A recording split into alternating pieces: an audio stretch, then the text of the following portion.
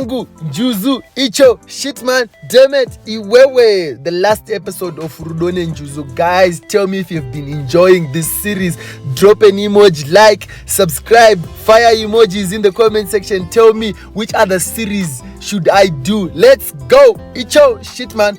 So Njuzu paakadzokera kumvura ichinorikavha yakasiya yakisa mufesi yamurova nedhemeti yamuwaipa mamemories. Paakadzoka Njuzu yakaona mufesi asisadziye chinhu asaremember akanoskwata pasi achichema achidai ndisina kumbodzoka. That moment mufesi akabva adzoka akati ndozvawaida here, waida kuzorwadziswa kudai. So it turns out Junje yanga asina kukanganwa masini akaona kuti Njuzu aitya kuti Njuzu ichaita se ichamuwaipa off mamemories ese waiza mbavha agara pasi banyora mamemories ake ese masweet time yese aisangana nebaby tumancancanca tumancuncuncu twese tumasweet times taaisangana nebaby but nyora pasi asingade kukanga zvekuti paakatodzwa naNandi kuti kune baby rauya akatanga kutochema achitomhanya achimhanyira ikoko but paakasvika akapretenda as if asisamuziva zabva Njuzu atanga kupopotera kuti you are so foolish, what if ndisina kudzoka, dai ndisina kudzoka zvikanzi chero usina kudzoka wangu I would have loved you kusvika meno sha I now always wait to baba muhaga pamupaka shit man kehaga vapinda mudheni ati panapa unombochinja dheni rinorati kugara ndo rimwe chete wakaita zvakasipamusa zikanzi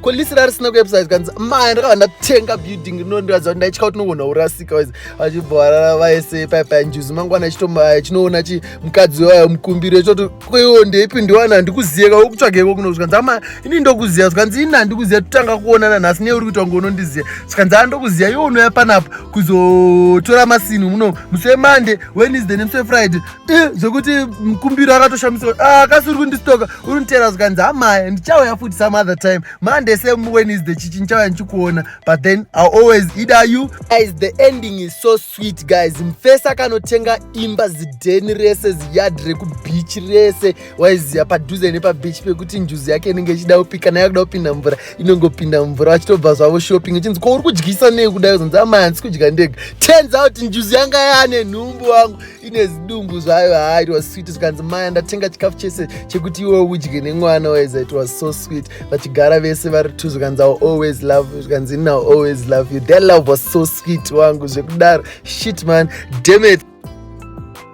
Yo, shit man, that is the end of the story. Ndo pakaperera sarungano. Thank you so much guys for watching from part 1 up until part 38 Iwewe. So if you are new to the channel, please like and subscribe and turn on that notification button because on Friday I'm posting a new series. It's a series in a two parts, part 1 and part 2. Inonze Rudo neMira. So watch out, turn on that notification button. Thank you so much. Tell me in the comment section which other series should I do. Ndofana kuita imwe series zip. Hey, my baby Holland. Atisi kuita Boys Over Flowers. Ndanzwa nikona ma comments ku DM ku Instagram ku TikTok. Please do Boys Over Flowers Maya. We are not doing Boys Over Flowers. Iwewe. Okay, tell me what's your favorite part per series yese kubva ku part 1 day. Part yakakunakidza. For me it was the part yakauya baby. Mudeni memfesa achitoshamisika waiziya kuti chichiri kuitika waibata. Mfesa achida kubira baby bracelet re 6 billion baby risiri tomboziva kuti toda kubirwa. Apa until baby ratozowira murudo nemfesi ndo pandakatora the heading yekuti Rudo neNjuzu waiziya Iwewe shit man damn it. If you are new, like and comment, drop some fire emojis. Icho let's go.